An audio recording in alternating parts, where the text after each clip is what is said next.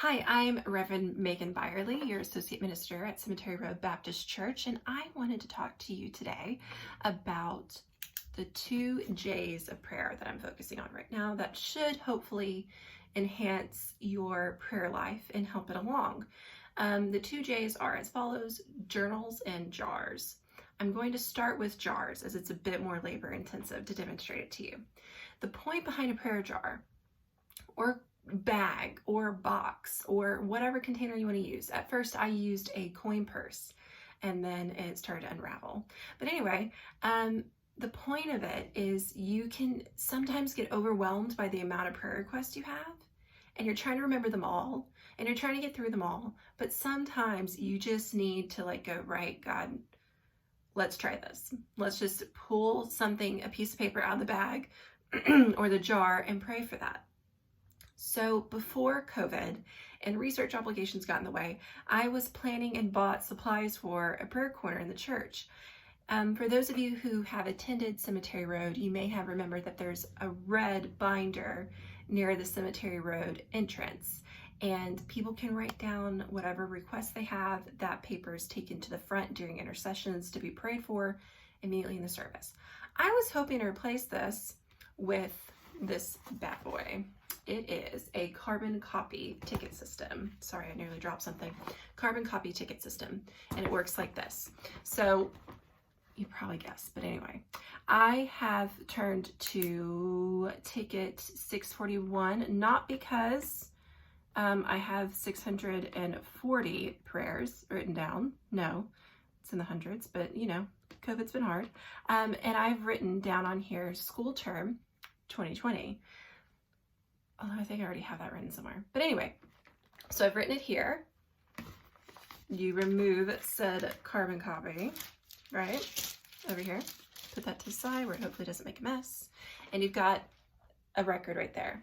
What I like about this is that this keeps the book intact, so you can keep a record of prayers.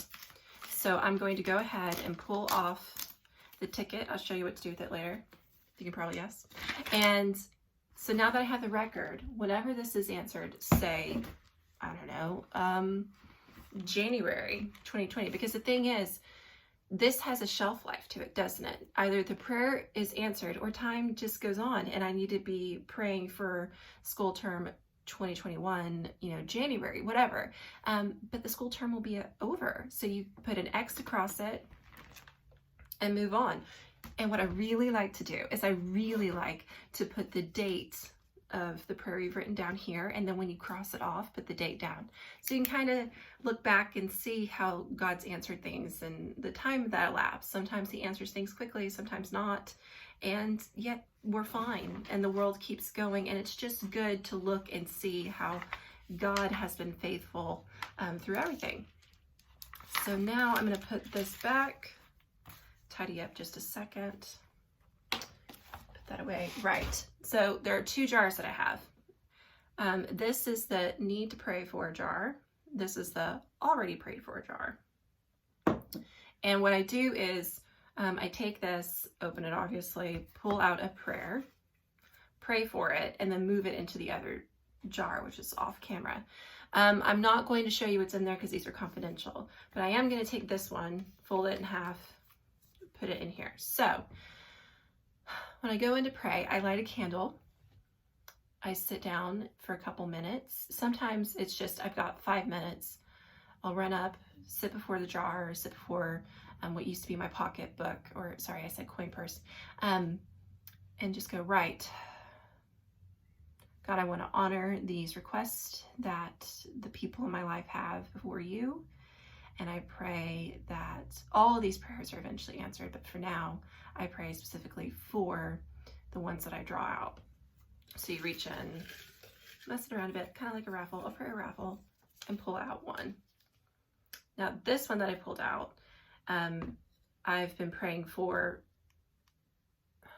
6 months. No, not that long, 5 months. But I'll put that back in the need to pray for jar. So that's one way. There's a lot going on in the world, and I think there's something important to naming our prayer request in front of each other, that there's something sacred to it, but also writing it down and saying, look, this is important. I will pray for it. But it's also really cool to see sometimes when you reach in the prayer jar and you pull out a prayer request, like that one is still open because it's for a person, and their situation is still ongoing. But there have been some where I've reached in to pray for a person from our Called Out Bible study, and I go, oh my goodness, this is from, like 2 weeks ago, and it's been answered. So then I excitedly get out my record book and mark it off and put the receipt in the bin, knowing God's handled it. And it's kind of fun. It adds a little spice and variety. Also, before children, BC time, I was really good at the second J, which is journals, or the other J really, journals. I had tons and tons and tons of prayer journals, starting from when I was a teenager walking in my faith. That's just because of me and my personality. I'm a journaling person. Nowadays, I don't have the mental space for it, but when I make time, it's great. So this is an old one, old journal.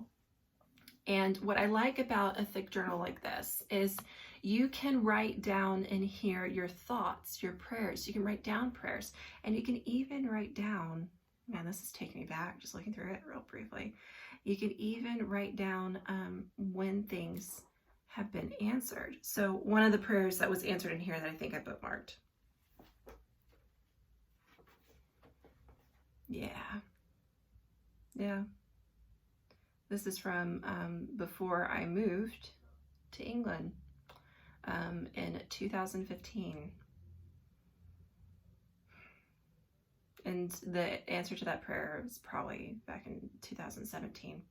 But I also have used this for notes as I've read through scripture. I am a nerd, so if I sit down and read the Bible, I'm very quickly wanting to pull up things in the commentaries and what does that word mean in Hebrew? Oh, what is it, that word? And you pull it up and you look. It helps me to focus. But also there's this newest one. This is completely confidential, as it has prayers from the church. And I've even written in the front of it, the names and information within are confidential, signed it, so on and so forth. Private Prayer Journal of Reverend Megan Byerly. Anyway, I don't go anywhere without a prayer journal, really, to write down what's good and useful and helpful in regards to praying and thoughts I've had, encounters with God, reading the scripture. And I hope that that's helpful to you.